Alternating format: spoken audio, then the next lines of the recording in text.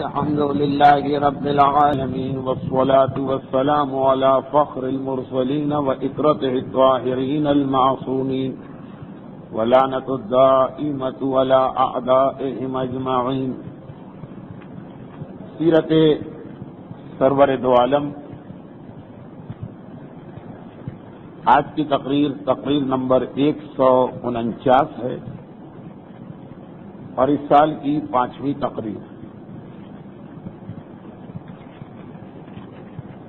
کیونکہ اس سال کی دوسری تقریر سے جنگ تبوک کے حالات شروع ہوئے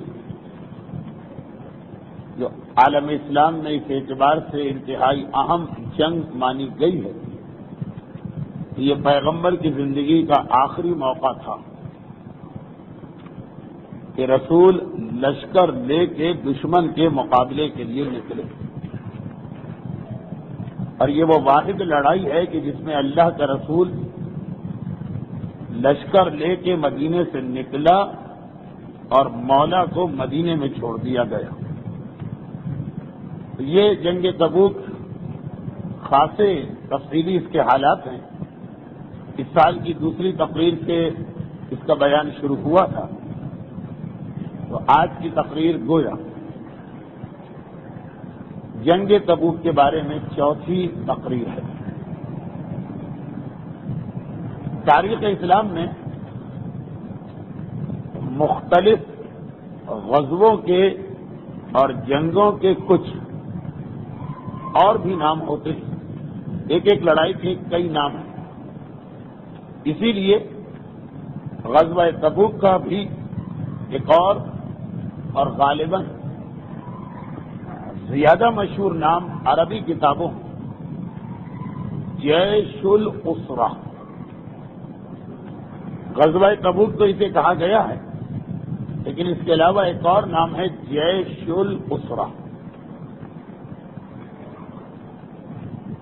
جیش الاسرہ اور غزوہ تبوک ایک ہی لڑائی کے دو مختلف نام ہیں.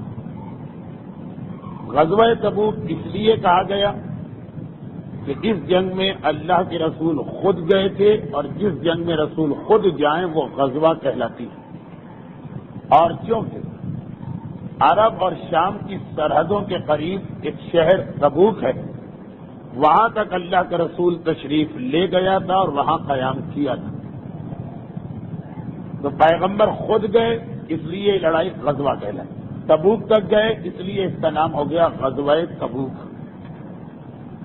دوسرا نام جیش الاسرہ. عربی میں جیش کہتے ہیں لشکر، فوج، اور اسرہ تنگدستی، پریشانی، ابتلا، امتحان، جو بھی کہیے. ان مع العسر یسرا قرآن کے آخر میں بھی آیا ہے کہ ہر پریشانی کے بعد راحت. تو جیش الاسرہ، جیش کے معنی فوج، لشکر، اور اسرت کے معنی پریشانی. یہ پوری کی پوری غزوہ تبوک کی ابتدا سے لے کے انتہا تک کیفیت یہ رہی کہ یہ پوری کی پوری لڑائی انتہائی پریشانی والے حالات میں تھی. مسلسل اس سے قبل تینوں تقاریر یہ اشارہ کیا گیا کہ ایسے سخت ترین حالات سے شہر مدینہ کہ اس لڑائی کا نام، اچھا یہ نام قرآن میں بھی آیا، قرآن میں اس لڑائی کا نام تبوک نہیں آیا، اسرا کا لفظ استعمال ہوا. جیش الاسرا زحمت اور پریشانی والا لشکر. اچھا اب اس کو جیش اس لیے کہا گیا کہ اللہ کے رسول لشکر تیار کر کے لے گئے تھے، لیکن جنگ کی نوبت نہیں آئی، بغیر لڑے واپس آ گئے. اس اعتبار سے اسے جنگ نہیں کہا جا سکتا ہے، خالی لشکر جانا اور لشکر کا آنا.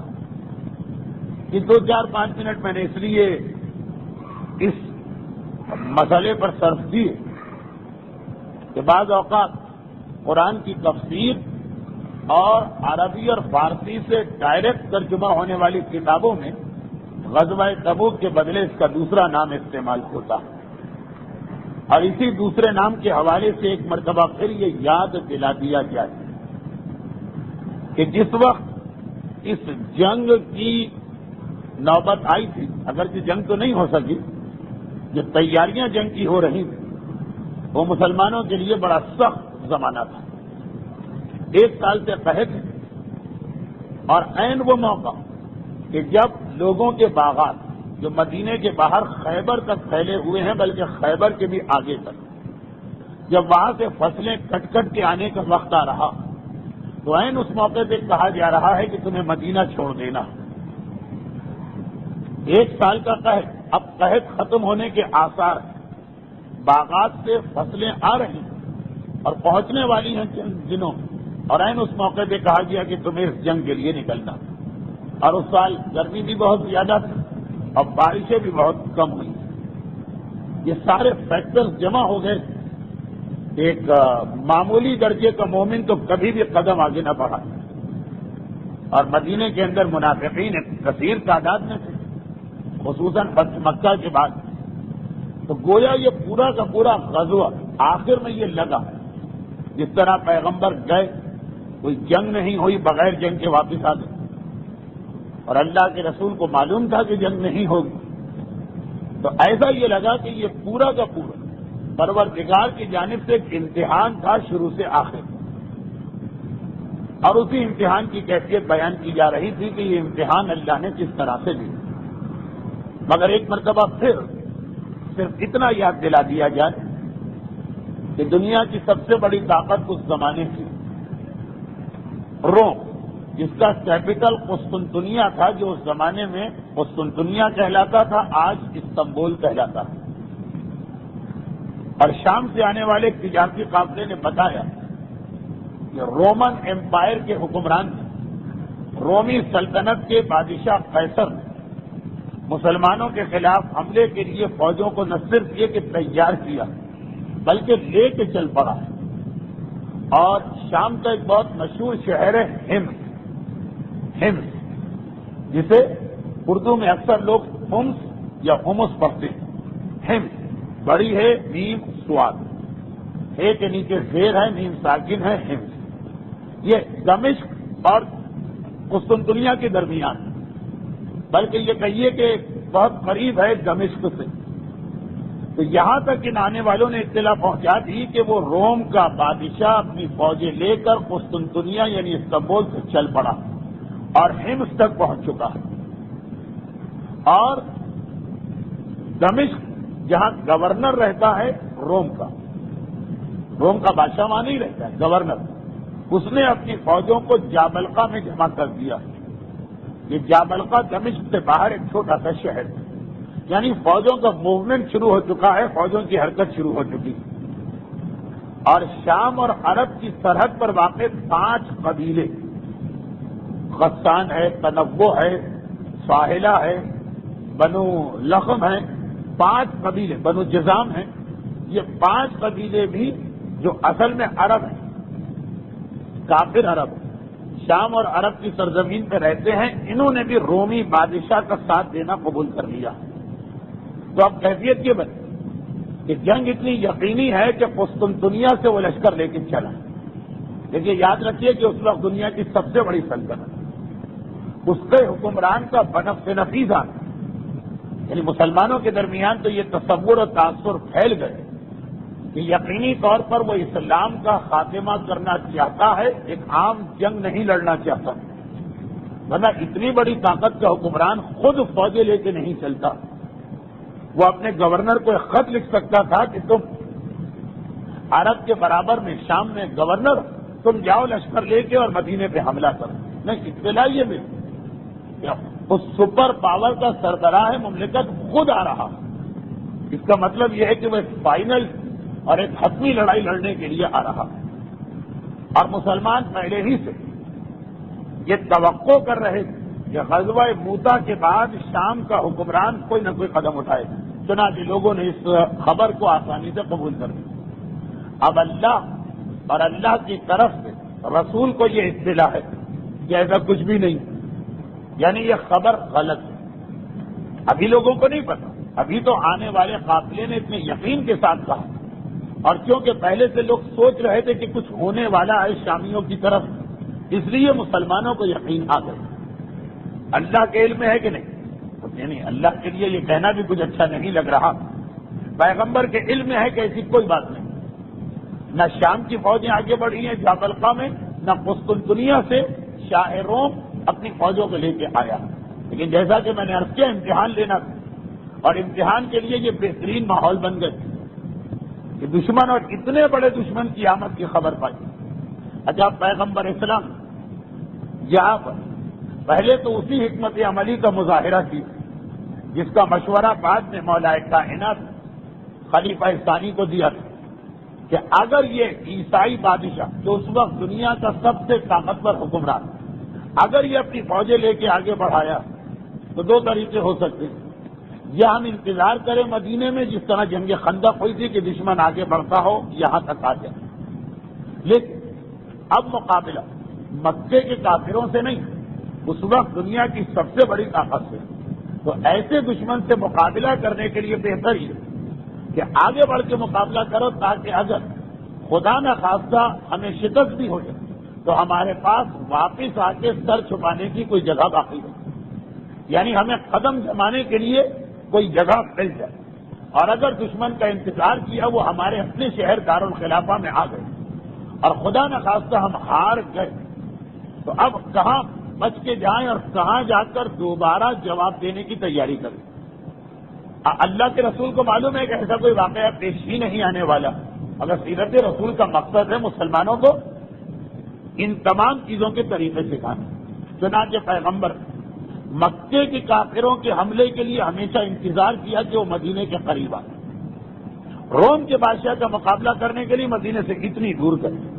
آپ کو یاد ہوگا کہ یہی کیفیت بات خلیفہ ثانی کے زمانے میں پیش آئی تھی اور مولا کائنات سے مشورہ لیا گیا تھا، جو نہج البلاغہ میں بھی ہے تو مولا نے یہی جواب دی کہ جب اتنے بڑے دشمن کا مقابلہ ہو تو اس کی سرحد کے قریب جا کے لڑنا بہتر ہوتا ہے بجائے اس کے کہ اس سے موقع دو کہ وہ ہمارے ملک میں داخل ہو جائے۔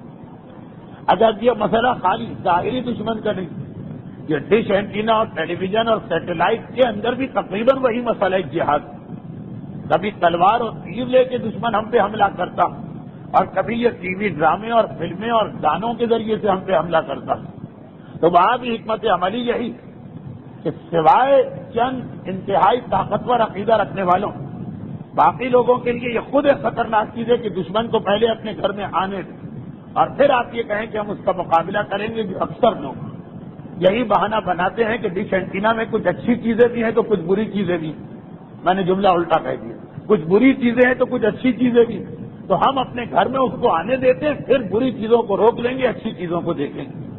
یہ عام آدمیوں کے بس کی بات نہیں، اور سیرت رسول اگرچہ کوئی آدمی کہے گا کہ انہوں نے کر دی نا وہی مولانا والی حرکت، کہاں کی بات کہاں سے ملائی، لیکن پیغمبر پیغام ہی یہی دے رہے ہیں، چھوٹا موٹا دشمن ہو تو ٹھیک، اسے قریب آنے تو وہاں اسے نمٹ لیں، لیکن جب اتنا بڑا دشمن تو پھر اسے قریب ہی نہیں آنے دینا، یہ موقع کیوں دو کہ وہ تمہاری سرحدوں میں داخل، کہ خدا نہ کرے اگر تم ہار گئے تو تمہارے پاس بچنے کا موقع ہی نہ ہو۔ بالکل جنگ تبوک دنیا کی سب سے بڑی اس زمانے کی طاقت کا عالم اسلام پہ حملہ، گرچہ وہ افواہ نکلا لیکن آج بھی دنیا کی سب سے بڑی طاقتوں کو مسلمانوں پہ حملہ، وہی تلوار لے کے نہیں آئے ڈش اینٹینا لے کے آ گئے، تیر لے کے نہیں آئے فلمی اداکاراؤں کو لے کے آ گئے، باقاعدہ نیزے نہیں آئے فلمی گانے آ گئے۔ تو یہاں بھی طریقہ کار یہی کہ چھوٹا موٹا مسئلہ ہو، جیسے ہمارے یہاں کا ریڈیو ٹیلی ویژن نسبتاً گوارا، یعنی ہم یہ سوچ سکتے ہیں کہ ٹھیک ہے وہ اس کو ہم اس طرح سے ہرائیں گے کہ وہ ہم تک آئے، پھر ہم اسے روکیں، لیکن یہ جو اتنی بڑی طاقت پوری مغربی دنیا ہمارے بچوں کو بہکانے اور گمراہ کرنے کے لیے یہ سیٹلائٹ اور مختلف اس قسم کی ڈشز ایجاد کی، تو اس کا بہترین طریقہ یہی ہے کہ اس کو قریب ہی نہ آنے دیں۔ مزید اس کے اوپر تھوڑی سی گفتگو کیونکہ آج کل کا بہت ہی اہم مسئلہ ہے، اگلے ہفتے کی مجلس میں کروں گا جو منگل کے دن یا جمعرات کے دن ہے، اس کے اندر یہ موضوع زیادہ وضاحت کے ساتھ آئے گا، گرچہ آج بھی آ سکتا ہے، لیکن کیوں سیرت رسول اس قسم کے پیغامات اشارتاً بیان ہوتے ہیں، تفصیلاً تو واقعات کا بیان کرنا پڑتا۔ تو ڈش اینٹینا اور اس زمانے کا رومی حکمران ذہن میں رکھیے گا کہ انداز حملہ کرنے کا ایک ہی، نیت بھی ایک ہی ہے، حملہ کرنے والے بھی ایک ہی، وہ بھی عیسائی تو یہ بھی عیسائی۔ خیر، اب پیغمبر اسلام ایک پیغام تو یہ دیا کہ اس قسم کے دشمن کا مقابلہ اس کی سرحدوں میں جا کے کرنا، اور پھر اسی حوالے سے دھڑا دھڑ مسلمان ہونے والوں کا امتحان بھی لیا گیا۔ فتح مکہ سے لے کر جنگ تبوک تک یہ 8-9 مہینے گزرے، اس میں افراد بھی مسلمان ہو رہے ہیں، قبیلے بھی مسلمان ہو رہے ہیں، یعنی ایک ایک دو آدمی آتے ہیں، کبھی پورا قبیلہ آتا۔ اب قبیلوں کا بھی امتحان لینا تھا۔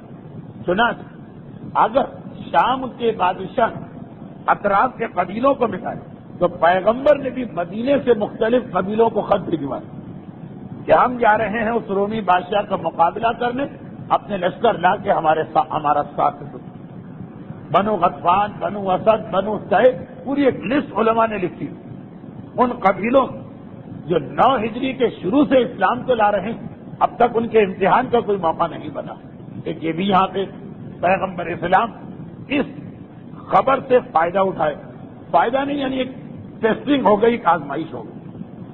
اور یہ تو اپنی جگہ تو بات، اس کے ساتھ ساتھ پیغمبر اسلام نے یہ دیکھ کر کہ اس وقت کے حالات مدینے والوں کے لیے بڑے سخت ہیں، ایک ایسا خطبہ دیا کہ جس کے دل میں اسلام کی ذرا سے بھی عزت اور احترام ہو، وہ خطبہ سننے کے بعد تو جوش اور جذبے سے بھر کے رسول کا ساتھ دے۔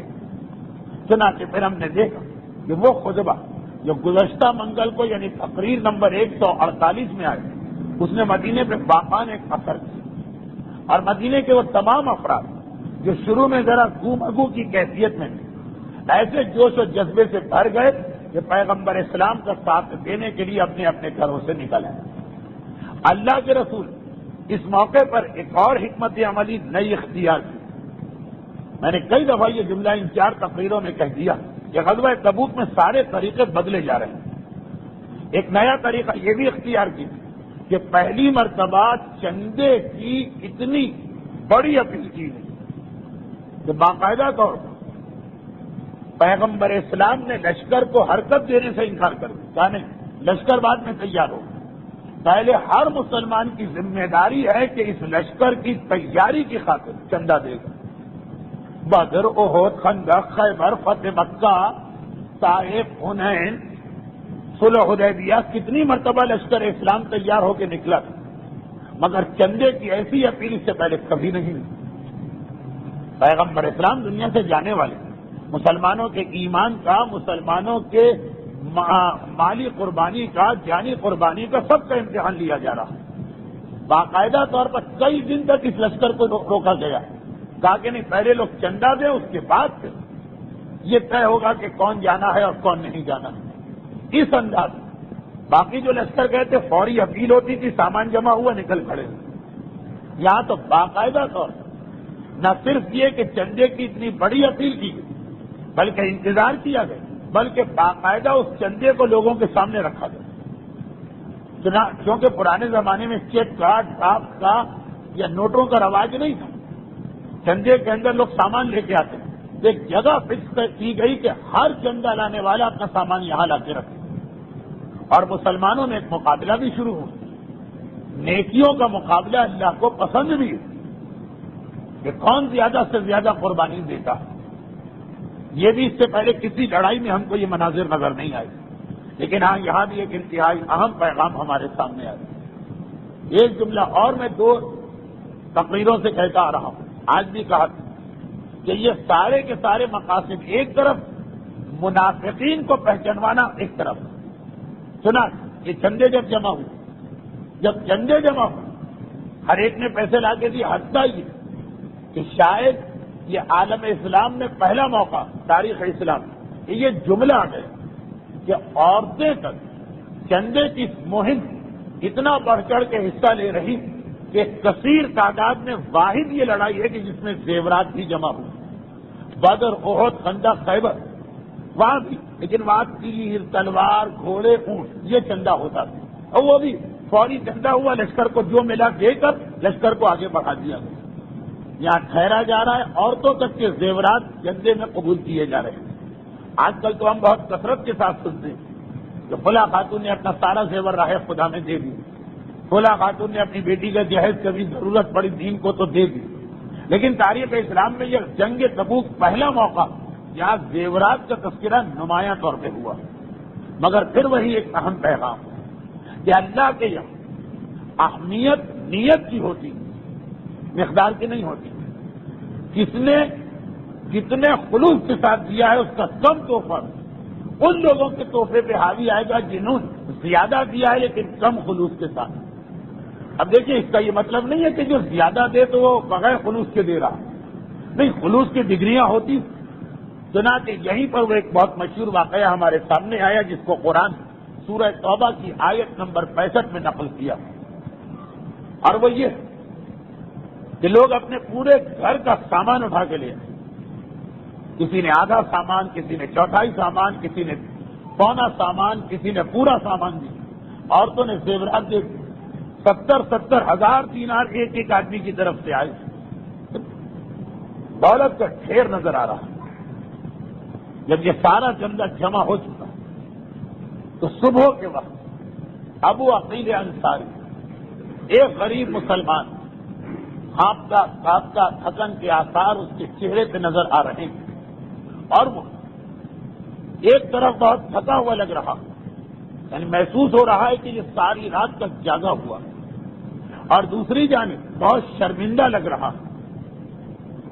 آیا اس مجمع میں کہ جو لوگ اس چندے کے ڈھیر کے چاروں طرف کھڑے، خود رسول بھی موجود ہے نگرانی کے لیے، بس لگ رہا ہے قدم بڑھا رہا ہے، پھر رکتا ہے، پھر بڑھاتا ہے، پھر روکتا ہے، جیسے سوچ رہا ہو، واپس آتا ہو، پھر آگے بڑھتا، آخر ہمت کر کے آگے بڑھتا، اور ایک چھوٹی سی تھیلی خدمت رسول میں پیش. اللہ کے رسول یہ منظر دیکھ، یہ دولت کی کثرت کو دیکھ واپس جانے کو دل چاہ رہا، لیکن پھر یہ سوچا کہ ساری رات جس مقصد کے لیے محنت کی وہ ثواب کیوں کھو. اللہ کے رسول میرے گھر میں کھانے کے لیے بھی کل رات کو کچھ نہ تھا. کل جب سورج ڈوبا تو میرے سارے گھر والے، میرے سارے بچے فاقے کے عالم میں، اور ادھر اعلان ہو رہا کہ جو شخص اس لشکر میں مدد کرے گا اور پیسے دے گا اللہ اسے جنت کا وعدہ کرتا. اور دوسری جانب گھر میں بچوں کے کھانے کے لیے بھی کچھ نہیں. ایک یہودی کے پاس گئے اور اس سے جا کے میں نے یہ درخواست کہ رات، دن بھی نہیں، اتنا وقت نہیں ہے میرے پاس، رات کو میں اس کے کھیتوں میں اور باغوں میں پانی ڈالنے کو تیار ہوں.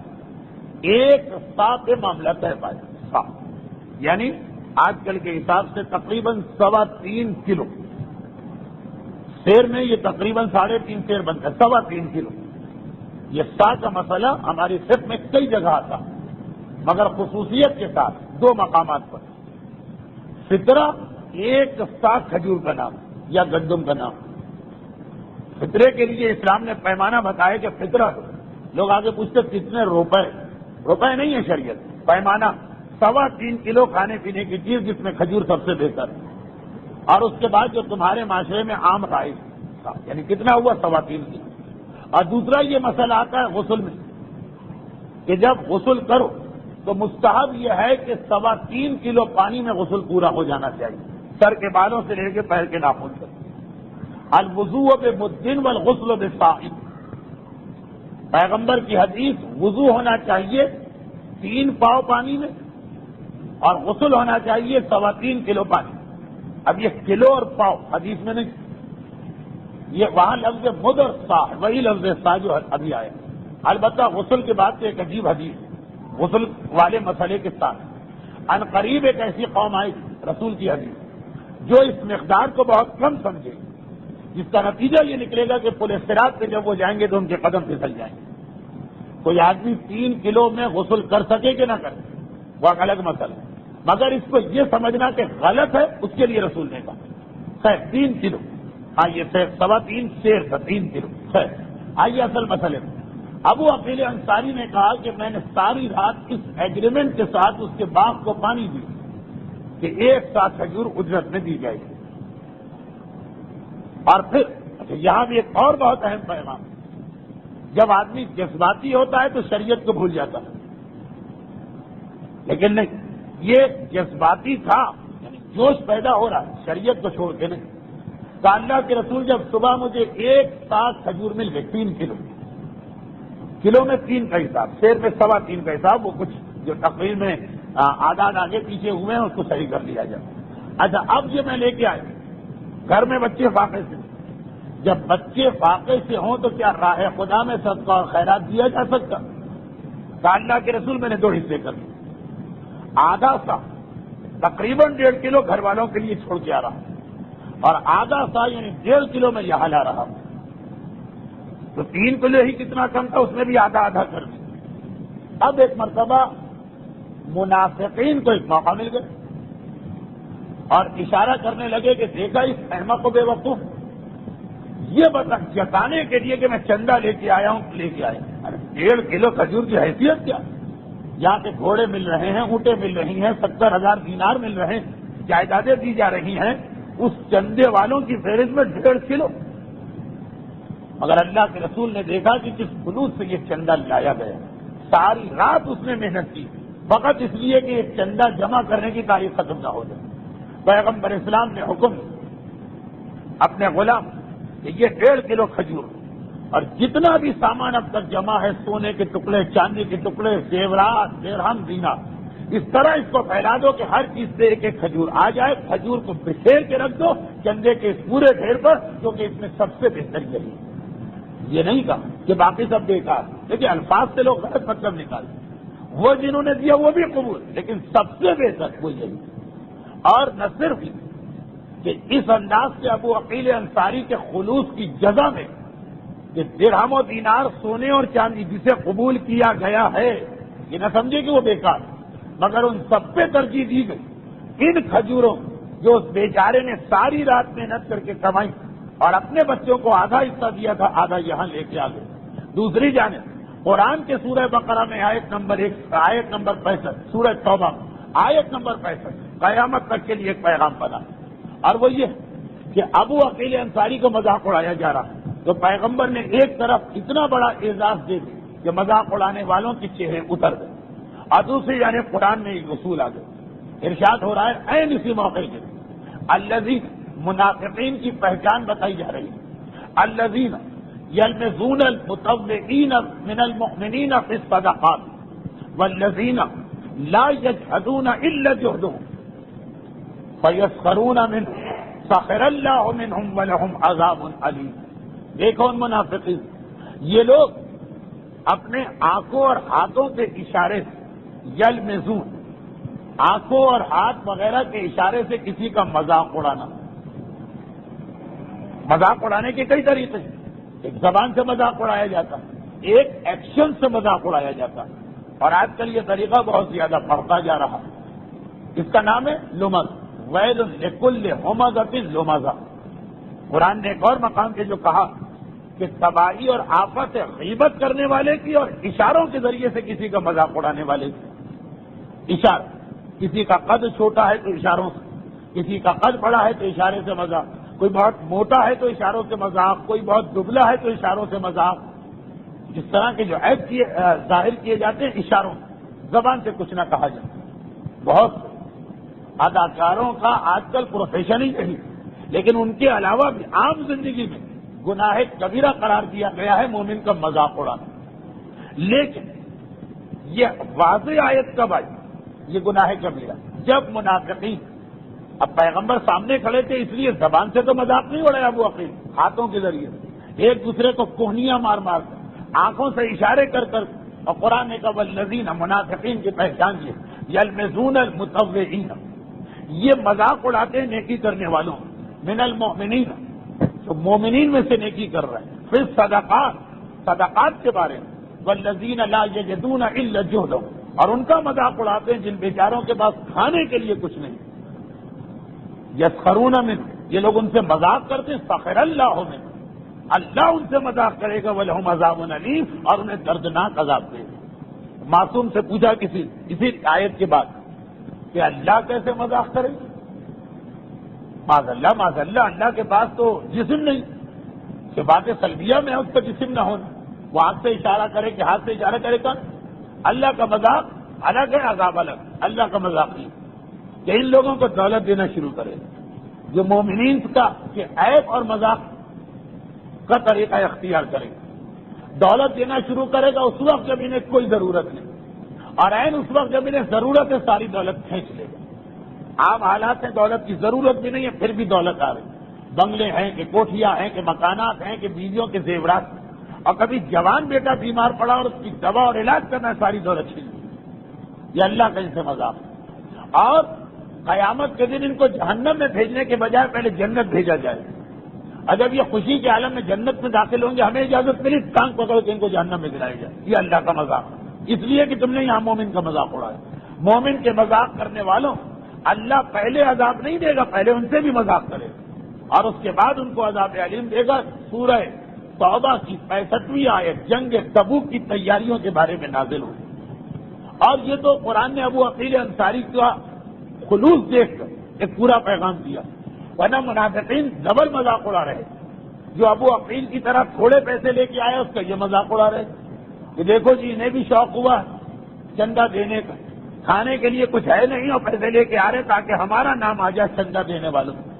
اور جو زیادہ لے کے آ رہے تھے ان کا بھی مذاق اڑا رہے کہ واہ دیکھو ریاکاری اتنا پیسہ لا رہے ہیں تاکہ دنیا کے سامنے یہ دکھائیں کہ ہم بہت پیسے والے ہیں.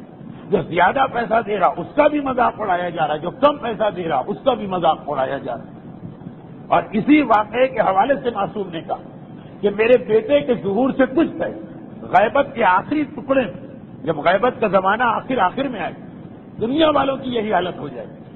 تم بولو گے تو تم پر الزام لگے گا بہت باتوری, خاموش رہو گے تو الزام لگے گا کہ یہ بہت مغرور, پیسے دو گے تو الزام لگے گا کہ شہرت چاہتا, پیسے نہیں دو گے تو الزام لگے گا کہ بڑا بخیل, عبادت کرو گے تو مذاق اڑایا جائے گا کہ جس کو اپنی نماز اور روزہ جتانے کا شوق, عبادت نہ کرو گے تو مذاق اڑایا جائے گا کہ کتنا بات. 7 یا 8 چیزیں امام نے بتائی کہ آخری زمانے میں ایسا بنو گے تو مذاق, ویسا بنو گے تو مذاق. اور شروع کہاں سے کیا اسی جنگ تبوک سے کہ جنگ تبوک منافقین نے ایک عام طریقہ بنا لیا. جو پیسے لے کے آ رہا اس کا یہ مذاق کہ اسے اپنی شہرت کا شوق ہوا, جو بیچارہ چند کھجورے لے کے آ رہا ہے اس کا یہ مذاق. لیکن پیغمبر اسلام ابو عقیل انصاری کے تحفے کو باقی تمام چندوں پہ ترجیح دے کر یہ اصول بتا دیا کہ اللہ کے یہاں خلوص کی اہمیت سب سے زیادہ. ابو عقیل انصاری یہ چندے کی مہم کے درمیان ایک واقعہ آ گیا. غرض یہ کہ چندہ جمع ہو گئے. اب رسول نے کہا کہ سنیت الوداع مدینے کی سرحد پر واقع پہاڑیاں, یہاں پہ وہ سارے لوگ جمع ہونے لگے جو اس جنگ میں ہمارے ساتھ چلنا چاہتے تھے. پیغمبر کا وہ خطبہ تو لوگوں نے سنا ہوا تھا جو آپ نے بھی گزشتہ منگل کو سنا. چنانچہ جب پیسے دینے کی بات آئی لوگوں نے پیسہ دیا, چلنے کی بات آئی تو لوگ چلنے کے لیے تیار ہوئے. ایک کثیر تعداد 30,000 کا اسلامی لشکر تیار ہو گیا. اور یہ اتنا بڑا لشکر بن گیا کہ پیغمبر کے دنیاوی اعتبار سے اس کے انتظامات مشکل ہو گئے. ایسے تو پیغمبر معجزے کے ذریعے سب انتظام کر سکتے, جیسے انشاءاللہ اب جو جنگ تبوک کے اگلے حالات آپ سنیں, یہ لشکر جب مدینے سے چلے کتنے معجزات پیغمبر نے راستے میں دیکھا تھا. لیکن ابھی جب مدینے میں ابھی تو امتحان کا موقع اتنا بڑا لشکر آ گیا, وہ جوش اور جذبے کے عالم میں جو رسول کے خطبے کی وجہ سے پیدا ہوا کہ پیغمبر کے پاس ان لوگوں کے لیے انتظام کرنے کی جگہ نہ رہی. خصوصیت کے ساتھ 10 آدمیوں کا واقعہ تاریخ میں بھی لکھا اور سورہ بقرہ کی آیت نمبر 93 میں بھی آیا. سورہ توبہ, یہ بار بار سورہ بقرہ کا لفظ آ رہا ہے, پہلے سے سمجھ لیجئے کہ اب جتنی بھی آیتوں کے حوالے آج کی تقریر میں سب سورہ توبہ, اس کی آیت نمبر 93 یہ 10ویں پارے کی آخری 2 آیتوں میں سے ایک. لیکن 10ویں پارے کا آخر اور 11ویں پارے کا شروع یہ سب کا سب غزوہ تبوک کے حالات چل رہے. تو خیر اب وہ کون لوگ 10 آدمی جب انہوں نے سنا کہ لشکر تک جمع ہو رہا وہ بھی دوڑے دوڑے رسول کے پاس آئے. اب وہاں مسئلہ یہ ہوا کہ کوئی 40-50 میل دور نہیں جانا, سرحد تک جانا ہے جس 400-500 میل کا فاصلہ, سواریاں ضروری ہیں. 30,000 کا لشکر آتا جن میں کچھ لوگ تو اپنے گھوڑے لے کے آئے, باقی لوگوں کے لیے جو اونٹ, اور کیفیت یہ تھی کہ ایک اونٹ 18 آدمیوں کے درمیان پڑ رہا, یعنی لوگ آ گئے اونٹ نہیں. آج کل کی اصطلاح میں اونٹ کو کوئی معمولی جانور نہ سمجھ, جیسے ٹرالر اور ٹرک منگوائی جائے. تو بہرحال اتنا بڑا لشکر جو پیغمبر کے پاس ہر ایک کے لیے سواری بھی نہیں. 18 آدمیوں میں ایک اونٹ تقسیم کر کے کچھ دیر اتنے یہ آدمی بیٹھیں گے پھر یہ اتریں گے تو ان کی باری پہ یہ سارا سسٹم بند. وہ 10 آدمی اور دوڑے دوڑے چلے آئے. ان کا تذکرہ سورہ توبہ کی آیت نمبر 93 میں وَلَا عَلَى الَّذِينَ إِذَا مَا آتُوكَ لِتَحْمِلُهُمْ وَقُلْتَ لَا أَجِدُ مَا أَحْمِلُكُمْ عَلَيْهِ. اے رسول ان لوگوں پر بھی کوئی حرج نہیں, خدا نے ان کو بھی جہاد سے معاف کیا. اذا ما آتوکا جب وہ تیرے پاس آتے لتحملهم اس لیے کہ تو ان کو سوار کرا دے. بیچارے غریب اپنی سواری ہے نہیں. پرانے زمانے میں گھوڑا اونٹ ہر ایک کے پاس نہیں ہوتا. گھوڑے کا مسئلہ جیسے آج کل کی گاڑی, اونٹ کا مسئلہ جیسے آج کل کے ٹرک اور ٹرالا. وہ آ رہے ہیں کہ ہم چلنے کو تیار ہیں آپ کے ساتھ, بس ہمیں سواری کا انتظام کر دیں. وہ قلتا قرآن کہہ رہا ہے کہ اے رسول تو نے کہا, رسول کا جواب نقل کیا لا اجد ما احملکم علیہ کہ اے مسلمانوں میرے پاس کوئی ایسی اب سواری ہی نہیں بچی جس پر میں تمہیں سوار کروں.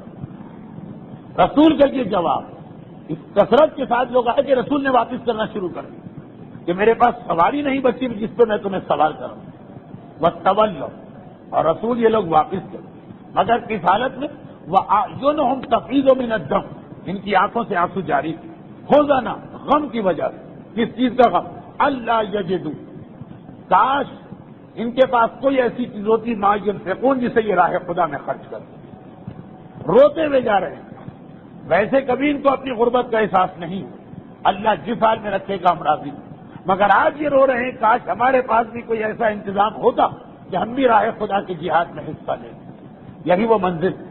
جب ایک راوی نے جا کے امام سے پوچھا تھا کہ مولا اتنی حدیثیں میں نے آپ کی اور آپ کے بزرگوں کی سنی کہ دولت بری چیز ہے, دنیا بری چیز ہے, پیسہ بری چیز, مگر مجھے بہت شوق ہے کہ میرے پاس بہت دولت آئے. یہ بھی دنیا داری. امام نے کہا اچھا دولت کیوں چاہتے ہو؟ کہا فقط 3 کاموں کو. نمبر 1 اپنے بیوی بچوں ذرا آرام کی حالت میں رکھو. نمبر 2 کبھی مجھے کسی کے سامنے ہاتھ پھیلانے کی ذلت برداشت نہ کرنا پڑے. نمبر 3 کبھی جہاد کے موقع پہ مجھے پیچھے نہ رہ جانا پڑے. امام نے کہا یہ عین دین ہے جو تم طلب کر رہے اور اس نیت سے جو دولت کماؤ گے سب عبادت میں وقت لکھا جائے گا. اس لیے کہ ایک منزل آتی ہے جو ان لوگوں کی ہے کہ قرآن کہہ رہا ہے یہ آنسو بہاتے ہوئے جا رہے ہیں کاش ہم اتنے غریب آج کے دن نہ ہوتے. اللہ یجدو ما ينفقون کیوں ہمیں ایسی چیز نہیں مل رہی جو راہ خدا. قرآن نے کہا ان لوگوں کو اللہ نے معاف کیا, جوش و جذبہ پیدا ہو. لیکن یہاں پہ ایک مسئلہ اور تھا. یہ وہ مسئلہ تھا جس کا میں نے گزشتہ تقریر میں اشارہ کیا کہ دیکھیے جب جوش و جذبہ حد سے بڑھ جائے تو دین کے لیے نقصان دہ. جیسے مالی اعتبار سے ابھی ایک مثال آپ نے سنی کہ وہ بیچارہ ساری رات محنت کر کے 3 کلو کھجور لے کے آیا. اب اگر اس میں جوش و جذبہ بہت زیادہ ہو وہ سب لا کے راہ خدا میں دے دے اور بچے فاقہ کرے. اب وہ عقیل انصاری سمجھدار مومن ہے. لیکن اسی جنگ تبوک میں ایک اور آدمی کا واقعہ آ گیا جو آپ سن چکے ہیں تقریر نمبر 147 کا. اب یہ وہ 3 انسان جو لشکر رسول میں شامل نہیں ہوئے اور اسی وجہ سے رہ گئے کہ آج جائیں گے کل جائیں گے, آج جائیں گے کل جائیں گے, لشکر آ گئے. پھر 50 دن تک ان کو سزا ملی. سارا واقعہ دہرانا مقصود نہیں, اس کا آخری ٹکڑا اس دن رہ گیا تھا اس لیے کہ اس کا ربط آج سے تھا. ان 3 ایک کا نام تھا ہلال, ایک کا نام تھا مرارہ, ایک کا نام تھا کعب. جب 50 دن کے بعد اللہ نے ان کی خطا کو معاف کر دی تو کعب ابن مالک اتنا خوش ہوئے کہ اللہ نے ہماری خطا معاف کیا اور قرآن کے اندر ہمارا تذکرہ کیا. یہ وہ رسول کے پاس آئے اور کہا اے اللہ کے رسول اس خوشی میں اپنی ساری دولت راہ خدا میں صدقہ کرنا چاہتا ہوں. پیغمبر نے کہا گھر والے, اگرچہ ان کے گھر والے بھی بہت کامل الایمان ہیں.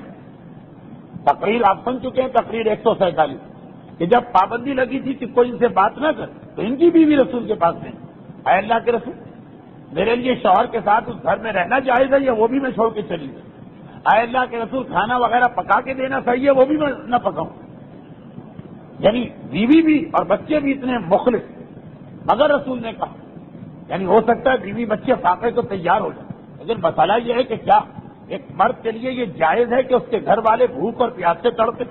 تنگستی میں زندگی گزارے اور وہ ہر جگہ دولت لٹاتا پھرے چاہے خلوص کے ساتھ. ہم یہ نہیں کہتے ریاکاری کے لیے, ہم یہ نہیں کہتے شہرت کے لیے, مگر کیا اسلام میں اس کی اجازت ہے؟ اور دیکھیے یہ جملہ میرا وہی جملہ جس پر ایک پورا موضوع شروع ہو جاتا کہ خالی بیویوں کو ہر چیز میں شوہر کی اطاعت نہیں کرنا ہے, کچھ شوہروں کو بھی سمجھنا. اور آپ کو معلوم ہے کہ جملہ میں ہر سال بڑے امام بڑے کے ان مجالس میں دہرایا کرتا تھا جو شہزادی کی شہادت کے حوالے سے ہوتی. یہ جملہ آ گیا, لیکن انشاءاللہ مزید اس کی وضاحت آئندہ, کہ آئندہ کا ہمارا درس شہادت کی ایک مجلس میں واقع ہوگا تو ضرور کچھ تذکرہ ہوگا. تو اب بیوی اور بچے فاقے کے لیے تیار, مگر کیا ایسے فاقے ان کو کرانا کہ وہ راضی, اگر ہماری بھی تو کوئی ذمہ داری.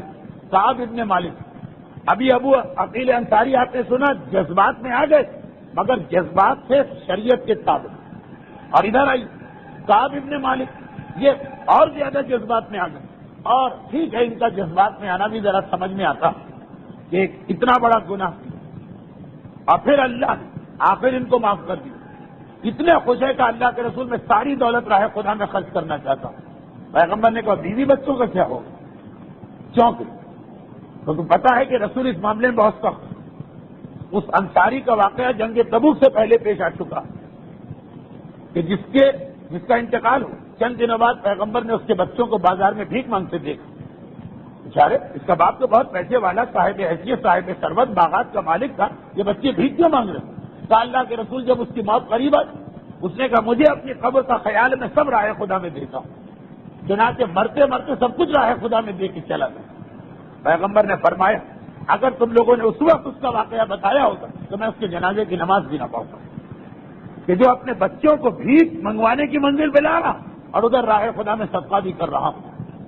اب دیکھیے اس قسم کے جملوں کا مطلب یہ نہیں کہ رسول کو نہیں معلوم, ایک پیغام دینے کا طریقہ ایسا صدقہ اور خیرات. کعب ابن مالک, یہ واقعہ پہلے پیش آ چکا, یہ جیسے ہی پیغمبر نے یاد دلایا بیوی بچے چونکے, کہ اللہ کے رسول ہاں میں آدھی دولت دیتا ہوں اور آدھی دولت روک لیتا ہوں.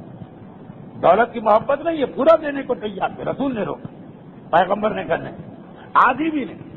کہا اچھا میں 1/3 دولت دیتا ہوں, 2/3 دولت گھر والوں کے لیے رکھتا ہوں. پیغمبر نے کہا یہ صحیح ہے, اور یہ اسلامی فقہ کا مسئلہ قیامت تک کے لیے بن گیا کہ ایک آدمی اپنی موت کے بعد 1/3 کی وصیت کر سکتا ہے, اس سے زیادہ نہیں. ہمارا دل چاہتا ہے ہمارے مرنے کے بعد ہماری اولاد کو پیسہ نہ ملے, کسی اور رشتے دار کو ملے, چاہے اس کی مصلحت بھی ہو. اولاد بے دین ہے, وہ بہت دیندار, اولاد خود لکھپتی اور کروڑپتی, وہ بیچارہ فاقے کر رہا. خاندان میں ایسا ہوتا ہے, اولاد کو ضرورت نہیں ہے, وہ حاجت مند, پھر جو ان کا حق ہے وہ حق 2/3 ان کو جائے گا, چاہے ہم ہزاروں وصیتیں کر جائیں, اور 1/3 ہمیں حق. مرنے کے بعد ایک انسان اپنے مال پر پورا اختیار بھی نہیں رکھتا ہے, پورا بے اختیار بھی نہیں. وہ یہی جنگ تبوک کا واقعہ تھا.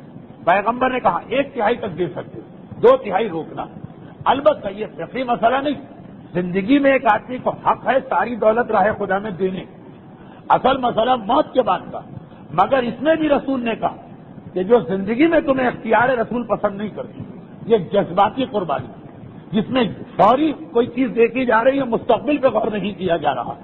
لیکن جس طرح مال کے بارے میں جنگ تبوک میں ایک پیغام ملا, خبردار بہت جذباتی نہ ہونا, چاہے جنگ ہی کیوں نہ ہو, چاہے غزوہ ہی کیوں نہ ہو.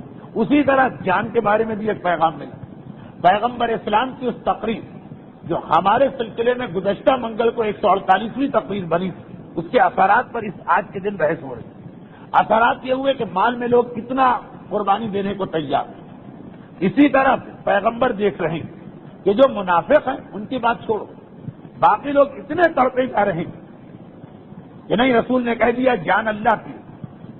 جو پچھلی دفعہ حدیث ہے, وَأَفْضَلُ الْمَوْتِ قَتْلُ الشُّهَدَاء, بہترین موت تو یہ کہ راہ خدا میں شہید ہو جائے. اب پیغمبر اسلام دیکھ رہے ہیں کہ اس کا نتیجہ یہ نہ نکلے کہ لوگ شہادت کے لیے اتنے بے چین ہو جائیں کہ جہاں شہید نہیں ہونا چاہیے وہاں بھی شہید ہو جائیں.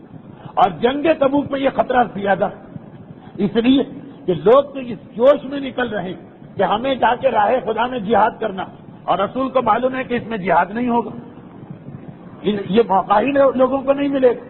تو یہاں اور خطرہ کہ ایسا نہ ہو کہ جو شہادت کی اتنی فضیلت بتائی گئی تو لوگ اس فضیلت کو دیکھ موقع نہ بنے تب بھی وہ اپنے آپ کو شہید کر دیں. جنگ چھیڑ کر کسی کافر سے بلا وجہ لڑائی مول کر لے کے ہزاروں طریقے. ہمارے معاشرے میں بھی آج کل بہت ضرورت. جہاں شہادت بہترین موت وہاں خودکشی بدترین موت. اور شہادت اور خودکشی کے اندر بال سے بھی زیادہ باریک فرق. تو اب کسی جنگ تبوک میں جہاں پیغمبر نے پہلے مسلمانوں میں وہ جوش پیدا کیا وہاں یہ بھی بتانا کہ ہر جوش کی حدود ہوگی. جتنا بھی تم میں جوش آئے پہلے پوچھو کہ اللہ کا دین کیا کہہ رہا. چنا کہ رسول ہے تو رسول سے پوچھو, امام ہے تو امام سے پوچھو, غیبت ہے تو نائب امام سے پوچھو. لوگ یہ نہیں کرتے. تقریر کا ایک جملہ سنا جوش کے عالم میں دوڑ پڑے کہ ہمیں اس پہ عمل کرنا, تفصیلات معلوم کرو. اب پیغمبر اسی جنگ تبوک ایک طرف شہادت کا شوق دلا رہے, دوسری طرف شہادت کی حدود بتا رہے. اور وہ واقعہ بھی بڑا عجیب واقعہ. اس واقعے کی ہیڈنگ عبداللہ ہے ذل بجادین کا واقعہ. عبداللہ ان کا نام اور ان کا لقب ہے ذل بجادین. بجاد عربی میں کہتے ہیں دھاری دار موٹا کپڑا جو تقریباً کمل اور رضائی کا کام کرتا اور اس سے دھاریاں, اس کا نام ہے بجاد. اور ان صحابی کا لقب ہے بجادین, دو بجاد والے. کیا دو بجاد کون سا سنیے ان کا واقعہ جنگ تبوک سے پہلے شروع ہوتا, لیکن ان اللہ کا بندہ عبد العزا خدا کا بندہ. مدینے سے تقریباً 40-50 میل کے فاصلے پہ ان کا قبیلہ تھا. اور ابھی بہت چھوٹے تھے کہ ان کے والد کا انتقال ہو گیا. والد صاحب جائیداد تھے, یعنی باغات ہیں, زمینیں ہیں, پیسہ ہے, کنیز اور غلام. اب یہ ابھی بہت کم سن ہیں اور یتیم ہوئے تو چچا نے بطور سرپرست ان کے والد کی ساری جائیداد کا انتظام سنبھالا اور ان کی بھی سرپرستی شروع کی. اور صحیح آدمی تھا, کوئی خائن, کوئی بددیانت آدمی نہیں تھا ان کا چچا. البتہ یہ مسئلہ عالم کفر کا ہے, یعنی جو اس زمانے میں عربوں کا سسٹم تھا. اب تو ہر ایک کو مسئلہ معلوم کہ نابالغ بچے کا سرپرست باپ ہے اور دادا, یہ دونوں نہ رہے تو اگر یہ اپنے وصیت میں کسی کا نام لکھ دیں کہ فلاں میرے بچے کی کفالت کرے تو وہ آدمی بن جاتا. اور اگر کسی کا نام نہ لکھے اور باپ و دادا کا انتقال ہو جائے تو نابالغ کا سرپرست صرف مجتہد بنے گا, نہ ماں ہے, نہ بڑا بھائی ہے, نہ چچا ہے, نہ کوئی رشتہ دار نہیں. کم از کم ہماری فقہ کا یہ مسئلہ ہے. چچا کو بھی حق نہیں ہے نابالغ کے مال کو ہاتھ لگانے, چاہے اسی پہ خرچ کرنا. ماں کو بھی حق نہیں. یا تو شوہر اپنی زندگی میں وصیت نامے میں یہ لکھ جائے. اسی لیے میں مسئلہ بتاتا ہوں کہ لوگ یہ جملہ لکھ جائیں, اور لکھنا بھی تو ضروری نہیں, خود اپنی بیوی سے کہہ دیں تاکہ خدا نہ کرے اگر کبھی موت ہو جائے تو بیوی کے لیے اپنے یتیم بچوں کی سرپرستی آسان ہو جائے. ورنہ تو ایک ایک چیز کو ہاتھ لگانا مشکل ہوگا. وہ گلاس کو چھونا اور صوفے کو چھونا اور بستر کو چھونا جس میں نابالغ کا حصہ بنتا ہے. تو چچا سرپرست سے یہ بات اس لیے کہنا پڑی کہ بعد میں کبھی کوئی کہہ سکتا کہ جی آپ نے خود ہی تو بتایا کہ چچا سرپرست بن سکتے ہیں. نہیں, یہ کافروں کا واقعہ میں بتا رہا ہوں جو ہمارے لیے حجت نہیں. ان کے چچا ان کے سرپرست بنے, اچھے طریقے سے پالا پوسا, ان کے باپ کا پیسہ ان پہ خرچ کیا, یہاں تک کہ یہ جوان ہوئے تو چچا نے جائیداد دی, باغات دیے, غلام دیے, لباس دیا, درہم و دینار دیے. کوئی باقاعدہ طور پہ تقسیم تو نہیں کی, لیکن اتنا ان کو دیا ان کے باپ میں سے کہ یہ اچھے خاصے صاحب حیثیت ہو گئے. مگر یہ عین وہ زمانہ مدینے سے تو بہت قریب ہے ان کا قبیلہ, 50 میل 55 میل. اطلاع آ رہی ہے کہ مدینے میں ایک نیا مذہب اسلام آیا, اور نیک فطرت کے تھے, اسلام کی جتنی اطلاع مل رہی تھی ان کے دل پہ اثر ہو رہا تھا. لیکن یہ پتا کہ چچا بھتیجے سے چاہے کتنی ہی محبت کرے اور کتنا ہی میرے مال کا خیال رکھے, اپنے عقیدے میں اتنا مضبوط کہ اسلام کی بات ابھی برداشت نہیں کرے. یہاں تک کہ فتح مکہ بھی ہوگا. فتح مکہ کا مطلب یہ کہ تقریباً عرب کے سارے قبیلوں نے ہتھیار ڈال دی. جو سخت ترین مخالف تھے وہ بھی اب اسلام قبول کرنے لگے. انہوں نے انتظار کیا اب میرا چچا اسلام قبول کر. دیکھیے فتح مکہ اور جنگ تبوک میں بہت کم فاصلہ ہے. بالکل جنگ تبوک سے کچھ پہلے ہی یہ مدینے آئے. اچھا مدینے تو بعد میں جائیں گے, پہلے اپنے چچا کے پاس پہنچے اور کہا کہ چچا وقت گزرا جا رہا ہے, میں بے چین ہو رہا ہوں. اسلام بہترین مذہب اور میں انتظار کر رہا تھا کہ اب آپ اسلام قبول کریں، اب آپ اسلام قبول کریں تو میں بھی آپ کے ساتھ چلوں۔ یہاں تک کہ قریش سب سے بڑے دشمن اسلام، وہ بھی اسلام قبول کر چکے، لیکن چچا مجھے کوئی آثار نظر نہیں آتے آپ کے کہ آپ اسلام قبول کریں۔ زندگی گزری جا رہی ہے، موت کا وقت قریب آ رہا، خدا معلوم کب مر جاؤں، اسلام قبول کرنا۔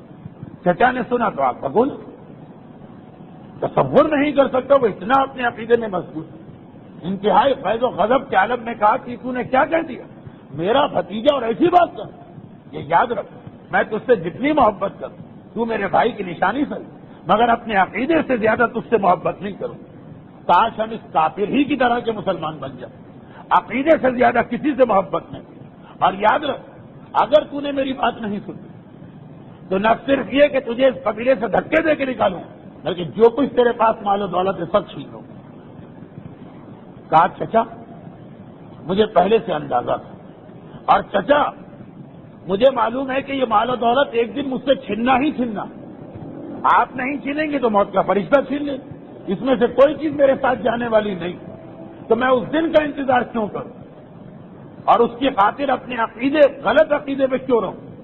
اگر یعنی کہہ یہ رہے ہیں کہ اگر میں کافر بھی رہا تب بھی یہ دولت کون سی مجھے ملے گی، ایک دن تو چھوڑ کے جانا، تو ایسی دولت کی خاطر کیوں چھیننا ہی چھیننا، یا آپ چھینے یا موت کا فرشتہ چھینے، میں اپنے ایمان کو کیوں روکے رکھوں؟ بسم اللہ یہ ساری دولت آپ کے حوالے، یہ کہہ کر اس تیزی کے ساتھ اور ایسے حساب کتاب کے ساتھ چچا کو ان کا مال دی، یہ تاریخ کا ایک فقرہ آ گیا جس پہ لوگوں کو یقین بھی نہیں آتا، یعنی یہ حالت کہ جسم سے سارا لباس اتار کے دے دیا اور کہا کہ درخت کے پتوں سے اپنے جسم کے کچھ حصے چھپا لوں، یہ لباس مجھے نہیں چاہیے، جس کے حوالے سے یہ کہا گیا کہ اسلام قبول نہ کرنا ورنہ تم سے سب چھین لیا جائے۔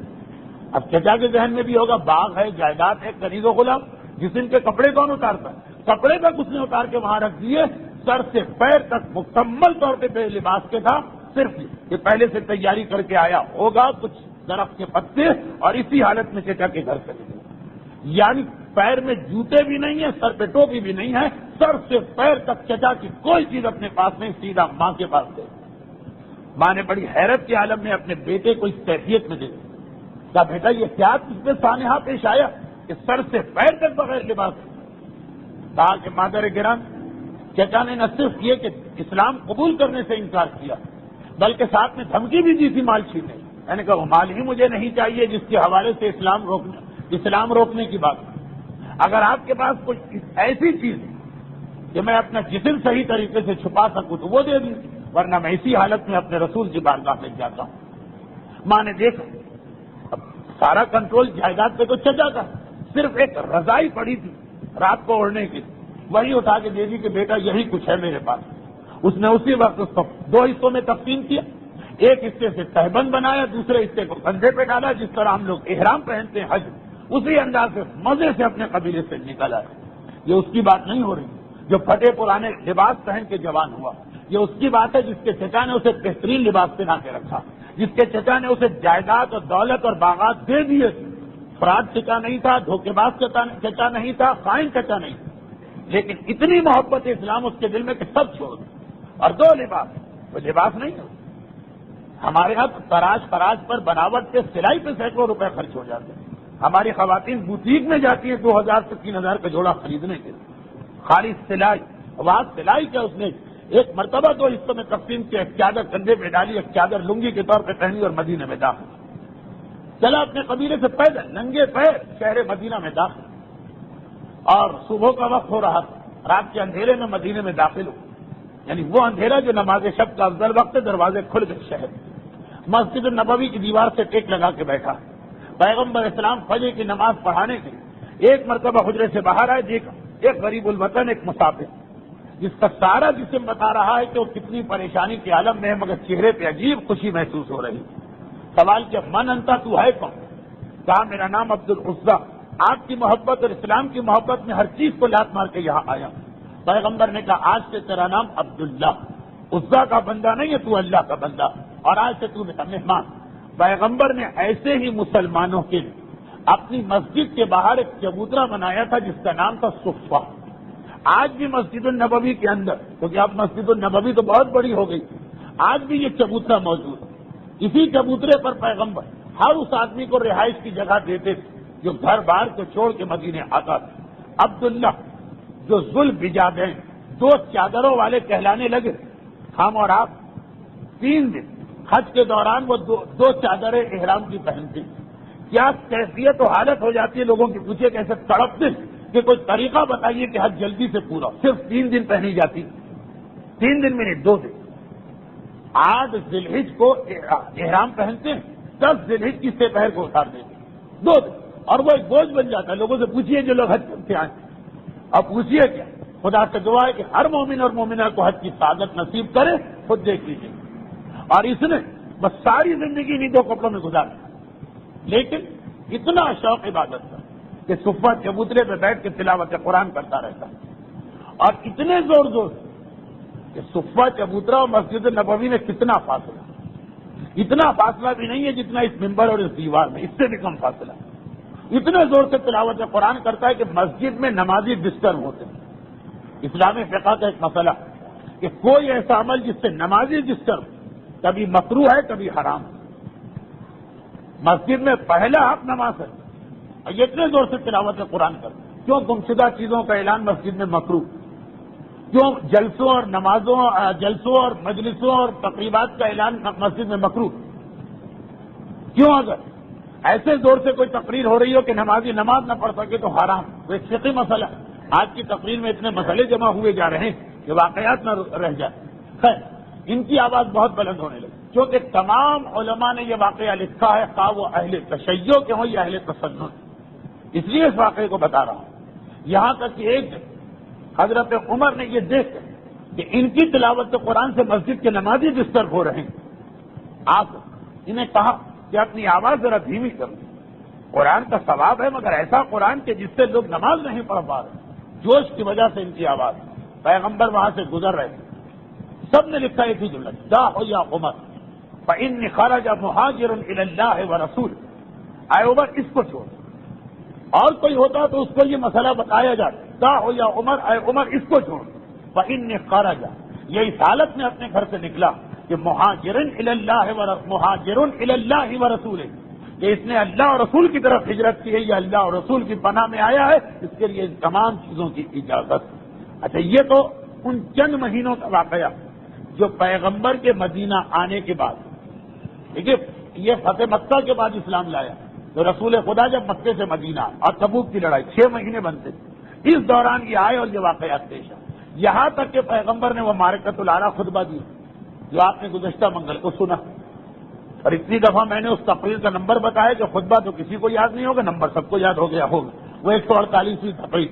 تو اب اس شخص جو پہلے ہی اتنے جوش سے بھرا ہوا، اس خطبے نے اتنا اثر کیا کہ یہ تڑپ کے سب سے پہلے رسول کے پاس گئے اور کہا، اللہ کے رسول، میں یہ چاہتا ہوں کہ افضل موت پاؤں، یعنی شہادت کی موت. میرے حق میں دعا کریں کہ اللہ مجھے شہادت کی موت نصیب کرے. اچھا، اب ایک طرف دیکھیے کہ مدینے میں سب کی یہی کیفیت جو مخلص، اور رسول کو پتا ہے اس جنگ میں تو شہادت ملنے ہی والی نہیں ہے، کسی جنگ ہی نہیں ہوگی تو شہادت کہاں سے. مگر اس کا جوش بہت زیادہ. پیغمبر اسلام عجیب طریقے سے مسئلے کو سمجھا، کہا کہ اے عبداللہ، جاؤ کسی درخت سے اس کا چھلکا اتار کے لاؤ، اور جو تنے کے اوپر جو پھال ہوتی ذرا درخت کا چھلکا اتار کے لاؤ. دوڑے دوڑے گئے، ایک درخت کا چھلکا اتار کے لاؤ.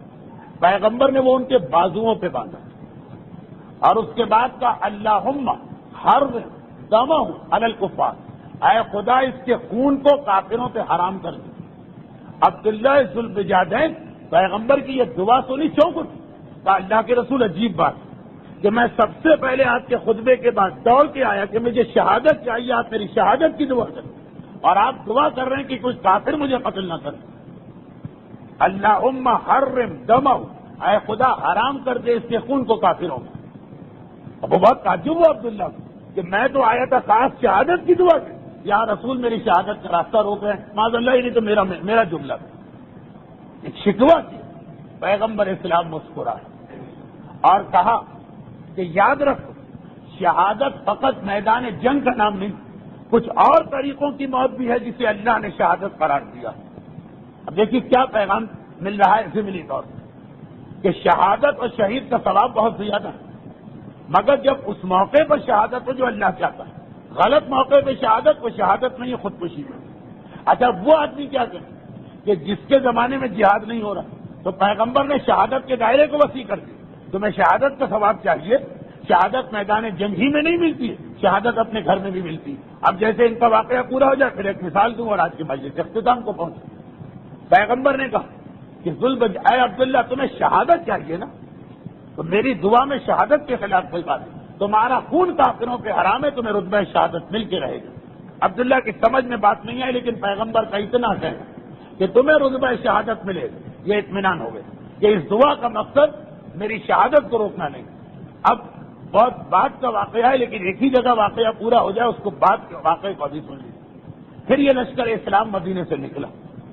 ابھی واقعات اتنے زیادہ ہیں کہ اس کو نکلتے نکلتے ویسے 1-2 ہفتے لگیں گے ہماری تفسیروں میں، لیکن خیر یہ لشکر اسلام نکلا، ساری زحمتیں طے کرتا ہوا تبوک پہنچ گئے۔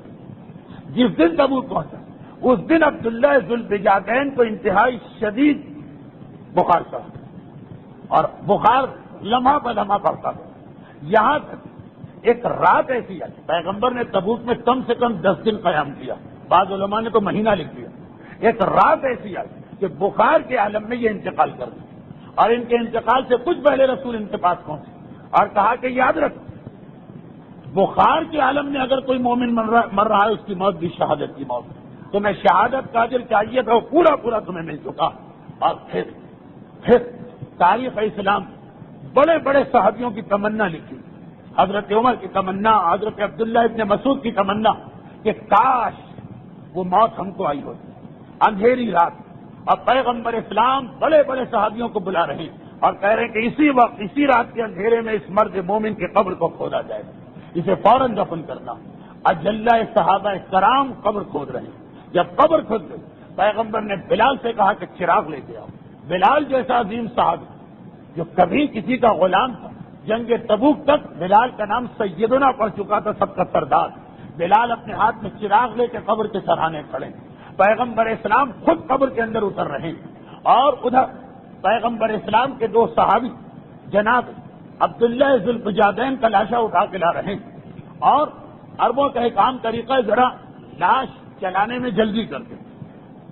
پیغمبر نے خاص اس موقع پہ کہا اجبا الی اخیکما، اپنے اس بھائی کا ادب کرو، احترام کرو، اس کو پوری عزت دو۔ اور وہ 2 صحابیوں کے ہاتھ سے پیغمبر نے اپنے ہاتھ میں یہ لاشا لی، خود قبر میں کھڑے اس لاشے کو دفن کیا، تلقین وغیرہ پڑھی ہوگی، اور پھر قبر بن کر کے باہر آ۔ تمام اصحاب جو اس وقت میدان تبوک میں موجود، ان کی قسمت پر رش کر رہے ہیں، اللہ اللہ، جس کے جنازے اللہ کا رسول آدھی رات کو اپنے ہاتھوں میں لے رہا، اصحاب احترام سے کہا جا رہا کہ اس کے لاشے کو پورے ادب اور احترام کے ساتھ لے کے آؤ۔ بلال جیسا عظیم صحابی چراغ لے کے کھڑا ہے کہ اس کی روشنی میں یہ لاشا دفن کیا جائے۔ یہ عبداللہ ذوالبجادین جن کا خلوص بھی اتنا تھا، جن کی قربانی بھی اتنی، جنہوں نے بتایا کہ صحیح مومن کی شان کیا ہوتی، اور اس کے حوالے سے ایک پیغام کیا میں نے۔ دیکھیے یہاں پر بالکل ربط مسائل ہے، اس لیے کہ رات کی تاریکی میں ایک لاشا رسول نے دفن کیا تھا، تو ایک لاشا علی نے دفن کیا تھا، مگر وہ انشاءاللہ آئندہ۔ آج جو میں ربط دینا چاہتا ہوں وہ ایک اور مسئلے کا، اگلا ہفتہ شہادت کا ہے، اس میں دوسرے انداز سے گفتگو ہو جائے گی۔ عبداللہ ذوالبجادین کے واقعے، اور یہ واقعہ اکثر مومنین کرام کے لیے نیا واقعہ ہوتا ہے، خدا معلوم کیوں۔ اس واقعے باقی جو ہمیں درس دیے وہ تو جو سمجھدار ہیں وہ سمجھ گئے ہیں، لیکن خاص ایک بات یہ بتائی کہ شہادت صرف میدان جنگ ہی کا نام نہیں ہے، کبھی کبھار صبر کر اپنے گھر کے کمرے کے اندر مر جانا وہ بھی شہادت ہے، بخار کے عالم میں مرنا وہ بھی شہادت ہے۔ پھر حدیثیں بعد میں آتی رہی ہمارے پاس، اس میں ایک حدیث یہ بھی آئی کہ جو عورت دوران وضع حمل ڈلیوری کے درمیان مرے وہ بھی شہید۔ البتہ یہ اجر کی بات ہو رہی ہے، احکام شہادت تو الگ، شہید کو غسل و کفن نہیں ہے، وہ تو ان پہ نہیں چڑھیں، لیکن مسئلہ تو اصل رتبہ شہادت اور اجر شہادت کا۔ جو عورت شوہر اور بچوں کی خدمت کرتے ہوئے مرے وہ شہید مر، جو کسی ایکسیڈنٹ کے نتیجے میں مرے وہ شہید مرا، جو کسی وبا میں مرے وہ شہید مرا، جو طاعون میں مرے وہ شہید مرے۔ طاعون جو آج کل کا ایک بڑا مسئلہ بنا، اتنا وقت تو میرے پاس نہیں ہے کہ میں یہاں اس کی تفصیل بتا سکوں۔ حسینی تابوت کمیٹی میں جو جمعے کا درس ہے اس میں تعاون کی انبیاء کی سیرت کے اعتبار سے تشریح ہو رہی، لیکن صرف ایک جملہ تعاون، ایک حدیث ہے کہ یہ تعاون بیک وقت دو خصوصیات رکھتا ہے۔ یہ تعاون کافر اور فاسق پہ نازل ہو تو یہی اللہ کا عذاب، اور یہی تعاون مومن کے اوپر آئے تو یہ اس کے لیے مرتبہ شہادت ہے۔ ایک ہی تعاون، ادھر آئے تو اس کے اثرات عذاب کے، ادھر آئے تو اس کے اثرات شہادت کے۔ اسی کچھ حدیثوں میں تعاون سے بھاگنے کو منع کیا گیا۔ ہاں، یہ مسئلہ سن لیجیے، آج کل اخبارات سے یہ لگ رہا کہ غالباً فقہ حنفی میں تعاون سے بھاگنا گناہ کبیرہ، لیکن ہمارے مراجع کا فتویٰ اب ایک فقہی مسئلہ بن گیا، تعاون سے بھاگنا حرام نہیں، گناہ نہیں۔ ایک حدیث شیعہ اور سنی میں مشترک ہے، الفرار من الطاعون کالفرار من الجہاد، تعاون سے بھاگنا ایسا ہے جیسے میدان جہاد سے بھاگنا۔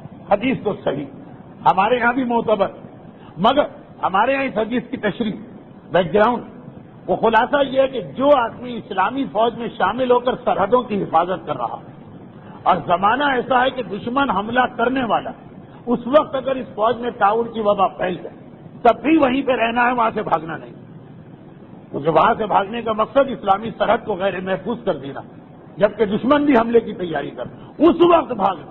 ایسا ہی یعنی ابھی جہاد شروع نہیں ہوا، دشمن کی تیاریاں ہم دیکھ رہے ہیں، جب جنگ شروع ہو جائے گی اس وقت ہم بھاگیں، کتنا بڑا گناہ۔ جنگ شروع ہونے سے پہلے میدان کو تعاون کی وجہ سے چھوڑ کے بھاگنا یہ گناہ کبیرہ، لیکن شہروں اور محلوں کے اندر تعاون سے بھاگنا حرام تو نہیں۔ لیکن اگر کوئی مومن اس میں مبتلا ہو جائے اپنی تمام تر احتیاط کے باوجود، تو اس کا مطلب یہ ہے کہ اس کو بھی رتبہ شہادت ملا۔ ذوالبجادین کے واقعے نے بتایا کہ بہت ساری چیزوں کا نام شہادت ہے، البتہ عمومی اعتبار سے یہ اصول دیا ہوا کہ عام طور پہ تعاون کی وبا اسی وقت آتی ہے جب اللہ کسی قوم پہ اپنا عذاب بھیج دیتا، لیکن چونکہ ہر قوم میں کچھ نیک لوگ بھی ہوتے ہیں اس لیے تعاون ان کے لیے شہادت بنا، لیکن ویسے تعاون عموماً عذاب کے موقع پہ آتا، جس کے لیے سورہ اعراف کی آیت ایک گواہ، جب حضرت موسیٰ کو ٹھکرانے کی وجہ سے، حضرت موسیٰ کا پیغام ٹھکرانے کی وجہ سے فرعون پہ تعاون کا عذاب آئے، وہ ساری آیتیں۔ تو جہاں کہیں خدا کی نافرمانی وہاں پہ اللہ کا عذاب تو آتا، اور سخت ترین عذاب یہ تعاون، لیکن بہرحال جہاں سخت عذاب نہ آئے کوئی اور عذاب آئے، آتا ضرور ہے عذاب، دیر سویر ہو جائے وہ الگ بات، عذاب آتا ہے۔ اس سوال کہ جب قرآن میں کئی ایسے گناہوں کی سزا تعاون بتائی گئی، عذاب بتائے گئے، عذاب جو یقیناً بڑے گناہ، لیکن پھر بھی کائنات کے سب سے بڑے گناہ تو نہیں، تو جب کائنات کا سب سے بڑا گناہ ہو رہا تھا اس وقت عذاب کیوں نہیں آیا؟ کائنات کا سب سے بڑا گناہ ہے قتل حسین میں شرکت۔ قوم سمود کتنی ہی بڑی گناہ گار ہو، قوم صالح کتنے ہی بڑی گناہ گار، لیکن قاتلان امام کا جرم عظیم ترین جرم، وہاں عذاب آیا، یہاں عذاب کیوں نہ آیا؟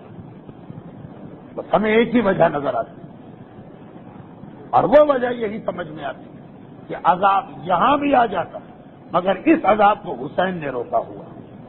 پروردگارا مجھے اپنی قربانی قبول ہے، اپنے بچوں کی قربانی قبول ہے، اپنے اصحاب کی قربانی قبول ہے، مگر نانا کی امت پہ عذاب نہیں دیکھتا، کیا ایسے ہی گناہگار کیوں نہ ہو جو رسول کی امت سے خارج ہو گئے، جو قتل امام میں حصہ لے وہ اس کا اسلام ختم، مگر نہیں، حسین نے روکا ہوں۔ اور اس کی ایک دلیل بھی میں رکھتا ہوں، اچھا حسین نے اس عذاب کو روکا، یہ ہمیں پتہ کیسے چلے؟ حسین کو جو اللہ سے کہنا ہے وہ ہمیں تو نہیں بتائیں، یہ پتہ چلا ایک اور جملے کے ذریعے، اس سے پتہ چلے گا کہ حسین جب زینب سے یہ خواہش ظاہر کر رہے کہ یقیناً حسین نے خود بھی اس پہ عمل کیا ہو۔ ایک وہ وقت آیا کربلا کے میدان میں کہ اب قافلے کی ظاہری قیادت منتقل ہونا، اب تک حسین قافلہ سالار سے، اب یہ قافلہ زینب کبریٰ کے سپرد کیا جا رہا۔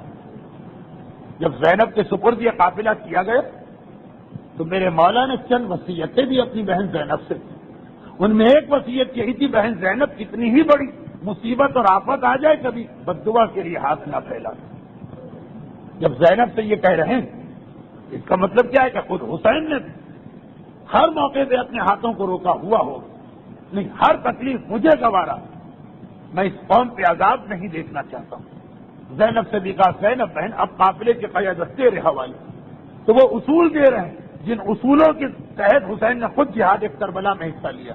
زینب بڑی سے بڑی پریشانی آ جائے بد دعا کے لیے ہاتھوں کو بلند نہ کر، اور یہ علی اور فاطمہ کی بیٹی زینب بھائی کی وصیت پہ اس انداز سے من و ان عمل کیا، یہ ایسی ایسی مصیبتیں دیکھی۔ ایک امر ناممکن تھا اس وقت انسان کی زبان پہ بد دعا نہ آئے، مگر بھائی سے وعدہ کیا، بھائی کے سوکھے گلے پہ قاتل کا خنجر چلا، زینب نے بد دعا نہ کی۔ حسین کا کٹا سر نو کے نیزہ پہ بلند ہوا، زینب نے بد دعا نہ کی۔ حسین کا بے سر کا لاشا پامال ہوا، زینب نے بد دعا نہ کی۔ خیمے جلے، زینب نے بد دعا نہ کی۔ لوٹ مار کی گئی، زینب نے بد دعا نہ کی۔ سکینہ کے رخساروں پہ تماشے لگتے رہے، زینب نے بد دعا نہ کی۔ عابد بیمار کی کمر پہ کوڑے پڑتے رہے، زینب نے بد دعا نہ کی۔ ہائے قیامت، زینب کے سر سے چادر کھینچ کے اتاری گئی مگر زینب نے بد دعا نہ کی۔ اور باب ازا اگر یہ مرحلہ نہ ہوتا عذاب خدا اسی وقت آتا، زمین اسی وقت پھٹ جاتی، یہ لشکر اسی وقت غرق ہو جاتا، مگر ہمارا سلام صبر و استقامت کے اس پیکر پہ جسے زینب کبریٰ کہتے ہیں، بڑی سے بڑی مصیبت برداشت کی مگر بد دعا نہ کی۔ ہاں ایک منزل آ گئی کہ زینب کے ہاتھ بھی بد دعا کے لیے اٹھ گئے۔ جب یہ قافلہ کوفے شہر کے قریب پہنچا، کوفے کے کئی دروازے تھے اور ان میں 2 دروازے تو بہت قریب تھے، مگر شمر نے ان سواریوں کو ادھر پھیر دیا جہاں کوفے کا وہ دروازہ تھا جس دروازے سے میرا مولا 20 سال پہلے اپنی بیٹی زینب کو لے کے گزرا کرتا تھا۔ ہائے زینب کی نگاہ اس دروازے پہ پڑی، زینب کو اپنا بابا یاد آ گیا، اور بابا بھی غیرت کے ساتھ، ہائے کتنا غیرت مند میرا بابا تھا جو کبھی برداشت نہیں کر سکتا تھا کہ میں کسی نامحرم کے سامنے حجاب کے ساتھ بھی جاؤں۔